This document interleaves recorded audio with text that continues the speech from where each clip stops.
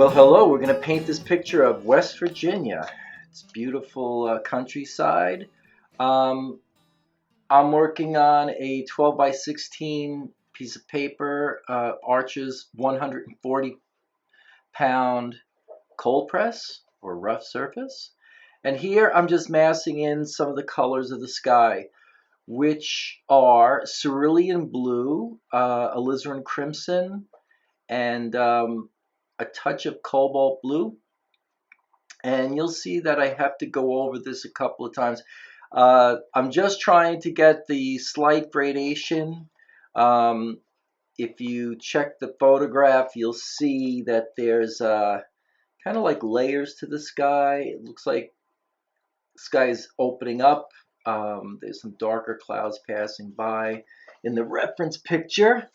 And I'm just trying to establish some of those passing clouds. There's almost like you can almost see a defined layer, and that's what we have to try to capture. Just that feeling of that the shadows in the foreground moving across, whereas the background where we see the blue, that's sort of that's hot in the higher, what would you call it? The higher ceiling of the sky. So that's what we're trying to do here. And you'll see that I'll go back over it one more time. And there I will go darker, and I will give it another layer of just the dark tones, okay, like I'm doing here. And just trying to get some shapes in here. And there we go. And I will be working those into the rest of that.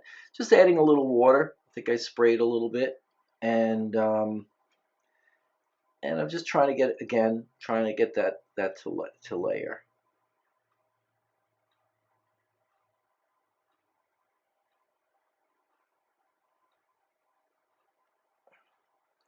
Okay, so here we go. I'm going back in certain areas again, and just trying to build up a layer. Just the cloud layers in there. And also, you'll see that I'm picking out some of the color too. And what that is, you'll see there's some areas where the sky, where the cloud is overlapping the brightness of the sky. So I want to try to establish that contrast as best as possible. So I'm just really trying to get basic shapes in here. And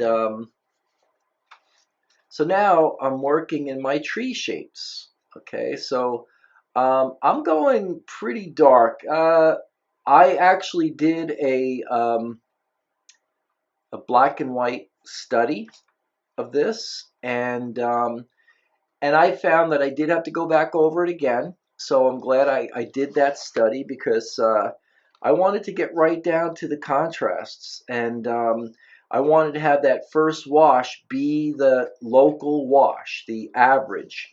Okay, sometimes when I started painting, it'll be a little on the lighter side, but here I didn't want to waste time. I wanted to get right into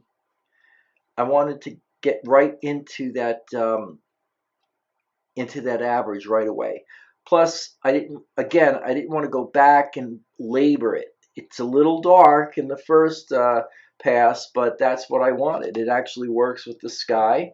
We have those nice contrasts. It really has the feeling of a cloudy day. The one thing I think we could do on this is sometimes to set the tone for watercolor.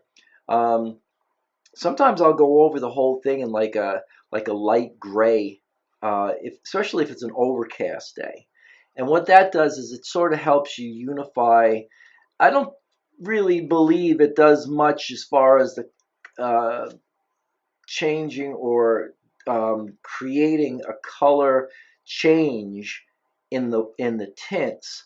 But I think what it does is um, it keeps us accountable to the grayness of the day, meaning it just sets the tone. But here, because I have the sky gray, my as I'm painting, I'm adding a little bit of blue. Now these we have a lot of different colors happening here. I have permanent green mixed with burnt sienna, mixed with burnt umber, mixed with a little bit of ultramarine blue, and to get those darker, richer tones, dipping into the sap green as well. So what's happening is I'm trying to just create, if we look back at the picture, I'm just trying to recreate a a base, okay? And I don't want to go over because the majority of this painting is green or variations of green, cool green, warmer green. Um, so that's what I was after. And here, just adding some more of that mass right there, the tree mass right in front. The one thing I do regret doing, and you guys don't have to do it, is in that blob of red, okay? Well, what I wanted to try to do is I wanted to try to get the feeling of some of the color in there, of that it looks like a red maple tree. However, when I started to paint the definitive, it was probably some of the last brush strokes I did on the entire painting.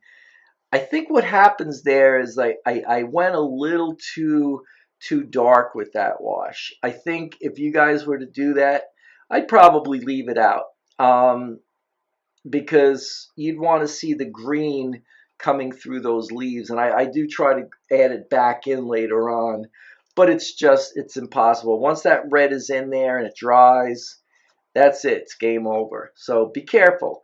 That's just the one thing I would definitely change if I had to do this watercolor again.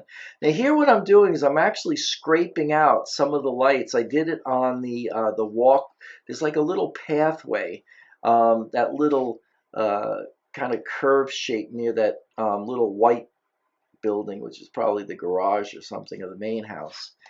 And sometimes you have to be careful. If you don't pull it up soon enough, you can actually push that pigment into the paper. And that's what I did there. But I resolve that later on. I go over that with some opaque paint. Um, nothing is permanent in a watercolor, although a lot of people might, the purists might say, wow, well, you messed it up. You got to start over. Like, not really. I think, everything is fixable. Okay. And it still looks fine. I'm looking at the original now. You can't even tell that it was any opaque paint was added there. Now I'm taking some time and working on the buildings. There's the main house there with a wraparound porch, and then there looks like a little garage in the back. Um, and yeah, just working on some of the little detail. Um, you see, it takes a little time. I do spend a little while there. I think I go over it again. I have to dry it to proceed with other washes. And here is that other wash. Or actually, the drying, now the next wash, because I want to establish some form there. Because it is a wraparound porch, the bottom section obviously is going to be darker. It's a little shadowed. And I'm just kind of just indicating some of the windows. Really, just a couple little lines. Don't belabor the point. Keep everything loose and free. Try to keep your lines on the spontaneous side.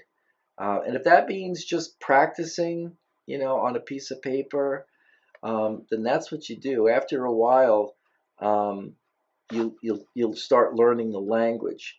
Um, if you want to get better at truncating your brush strokes, time yourself. Do little paintings. Give yourself, 20 minutes to do a little, painting. Something small. You don't have to, burn through a whole piece of watercolor paper, but keep it small. You know, use a smaller brush. Just scale everything down. And just try to get the main shapes. Don't even draw. Just, go for the big shapes. And you'll find that after a while, after you do one or two, you'll kind of understand the language a little bit more. It's not that you're working fast and loose.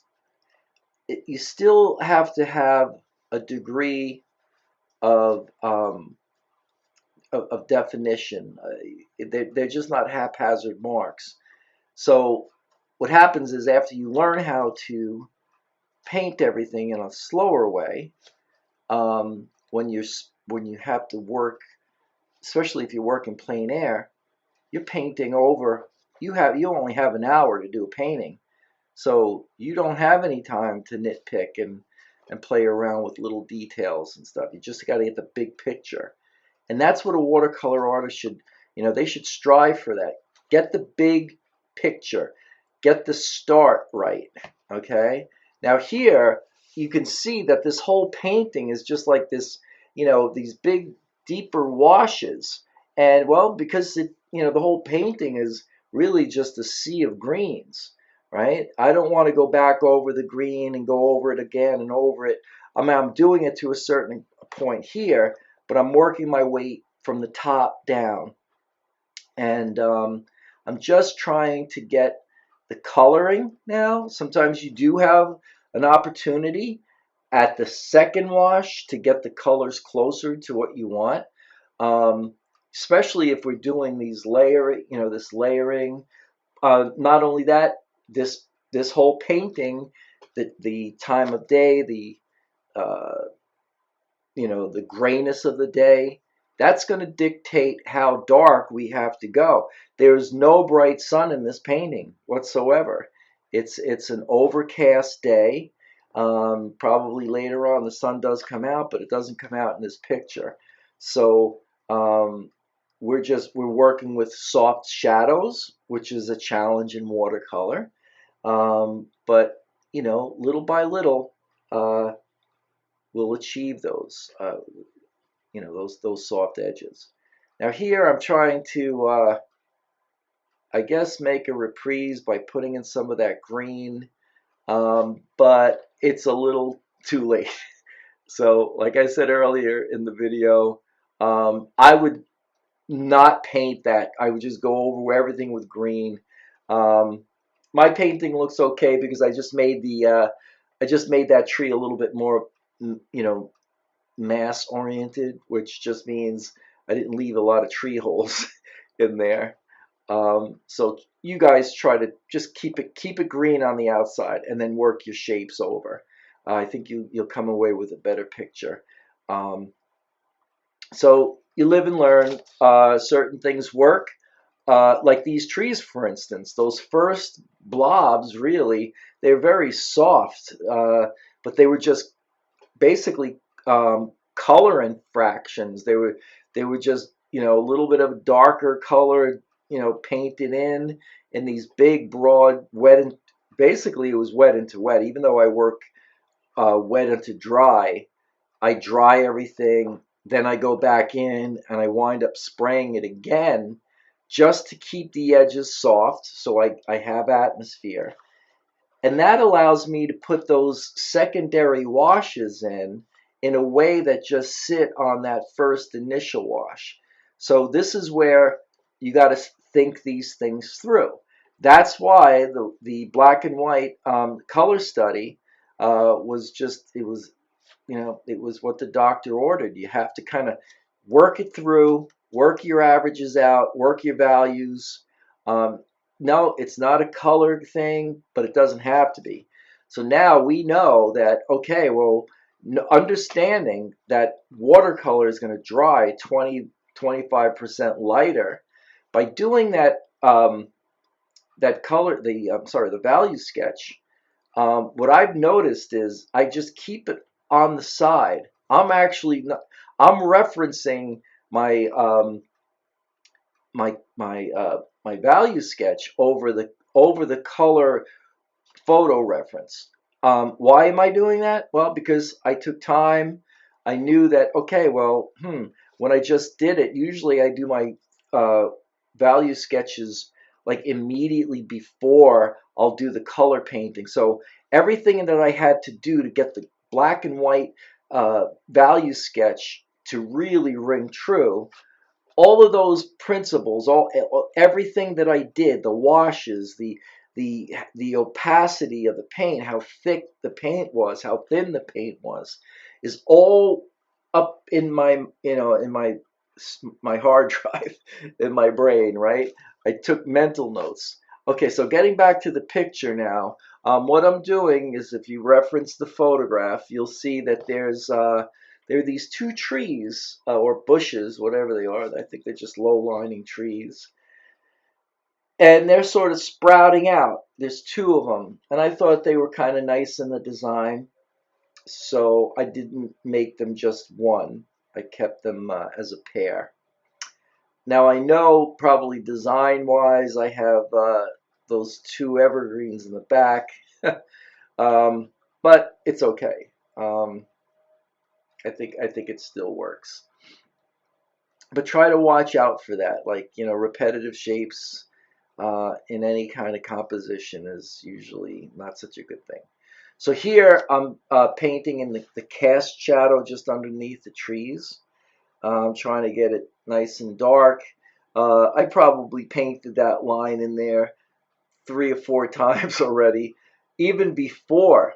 Okay, so before I even did anything, I kept putting a darker line there. Now that's really, you could barely see whatever I did there on the lines that came before, but in a way they do kind of tinge that area. I could tell that there is a little softer. It could just be a little, maybe one little value drop darker, and that's what you have to do with watercolor. You have to kind of, you know, you have to try to create this atmosphere by these subtle washes and by spraying some water onto the paper after each successive layer dries. What that does is that helps you to apply the next layer in these gradual soft edge, in a soft edge manner. Okay, so it's not these hard lines that are, building up and making the watercolor look overworked. We don't want that to happen. We want to keep those subtle washes as, again, as subtle as possible. We don't want to see, unless we're making a definitive mark. Yeah, and then we work wet directly into dry. Now here I'm working on uh, the red maple tree, and or the Japanese maple, I guess it's called. And yeah, this is very, it's very dark, but you can see in some areas that, I'm echoing some of the colors that I did put in, and I'm saying forced in because it's not really on the photograph, but I did put extra.